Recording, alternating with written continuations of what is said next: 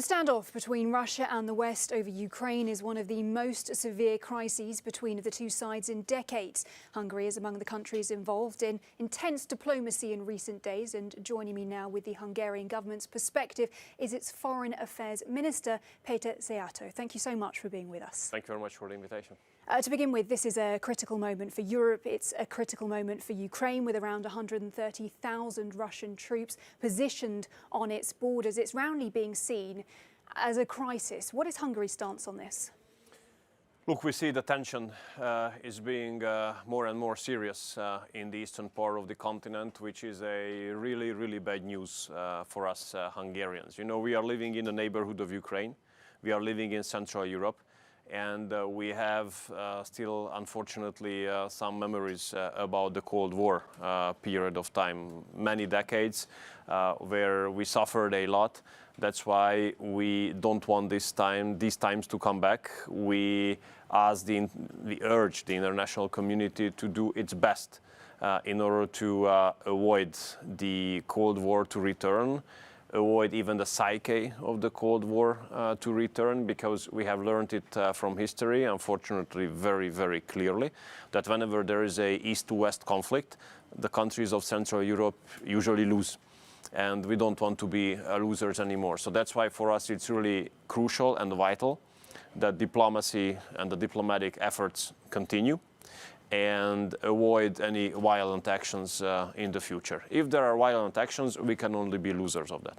Now, on the 1st of February, Prime Minister Orbán met with President Putin in Moscow. Around 5 hours of intense discussions between the two leaders, and after which there was a press conference during which Prime Minister Orbán said he did not see any intention of Russia to invade. Now, I have to say that is a very different assessment to Western allies. So what was it that President Putin then said to Prime Minister Orbán to give that picture?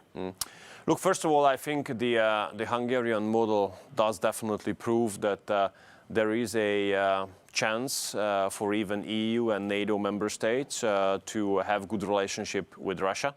A relationship based on mutual respect and mutual trust. We have invested a lot of efforts in this relationship in the recent years, while being good and reliable allies both within European Union and NATO. When it comes to the question whether Russia would like to invade Ukraine, or whether Russia would like to get into a war in Ukraine, we hope that the answer will be no for a long time in the future. You hope, sir, but I'm trying to understand if there were assurances given.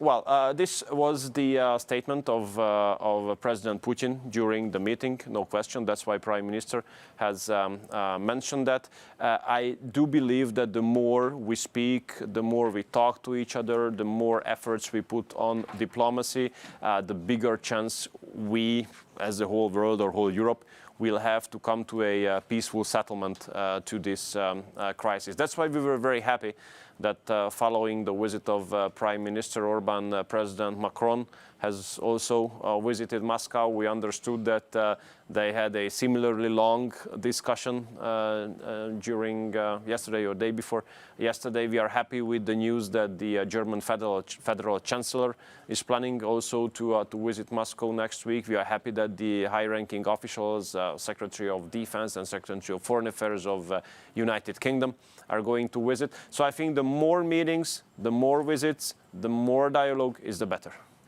But let's just say push comes to shove then, and the worst case scenario does happen, and Russia does go forward and further invade Ukraine. In that case then, what will Hungary do as part of the EU, as part of NATO? Will it support sanctions?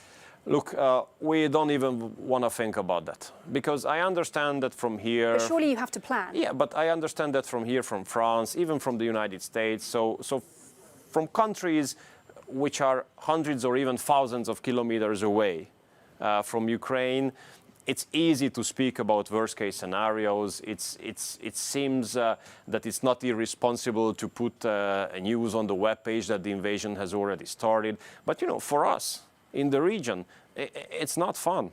For us in the region, it's our life.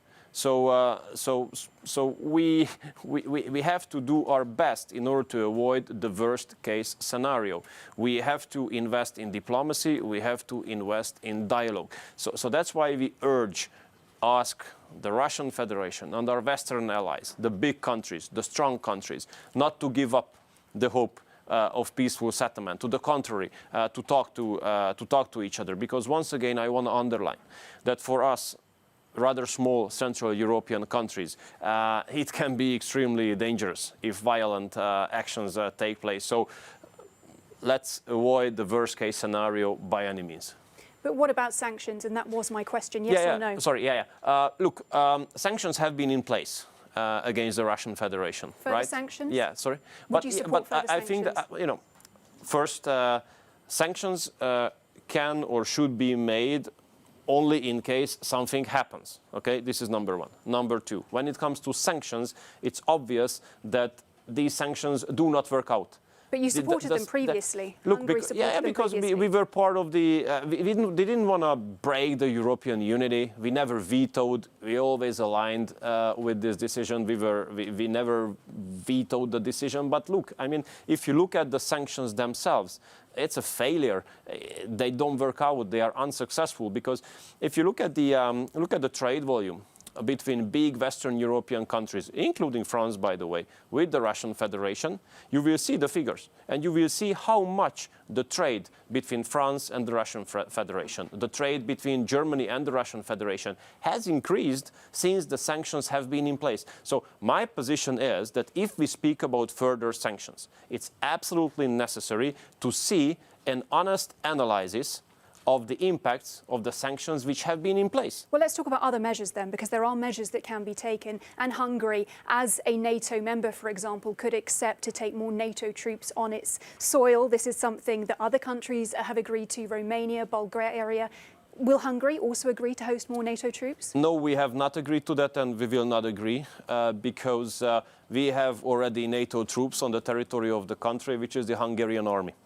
And the Hungarian armed forces are in a proper shape to guarantee the security of the country. So we don't need additional troops on the territory of Hungary. We have ongoing cooperation within NATO with the fellow member states on training or rotation. That's a very strong line, though, bearing in mind that you are a NATO member and that you're also a member of the EU. And what I'm trying to understand is, in this current crisis, are you actually closer then to this membership and the EU and NATO or Russia? Well, we are members of NATO and we are members of the European Union. But once again, I want to underline that the Hungarian armed forces are in a proper shape to guarantee the security of our country. So if they were not in that shape, then this question whether to accept further troops would make sense. But in this case, it doesn't make sense because we can protect ourselves. Now, you are here in Lyon today for a meeting, an EU meeting about the future of health policy when it comes to pandemics, preparedness, vaccines. And Hungary used the Russian vaccine during the pandemic. Would you support further collaboration between the European Union with Russia on health issues such as these in the future? Yeah, absolutely, because, vaccine must not be considered as a political statement. I myself have been vaccinated partly by Sputnik, and the reason for that was that at that time, you might remember, beginning of last year, there was a severe shortage of vaccines in Europe because the Western deliveries were either late or were cancelled or had much lower quantity compared to the contracts.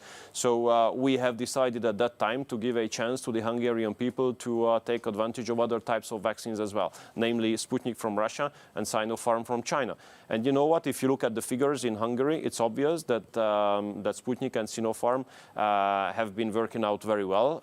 They are safe, they are effective. So I think that the only reason why these are not recognized or just partly recognized is purely political.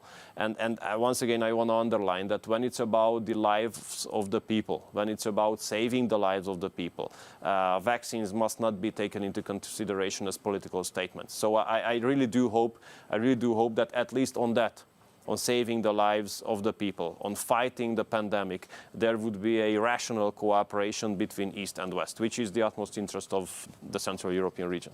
All right, Péter Szijjártó, Hungary's foreign minister, thank you so much for being with us. Thank you very much.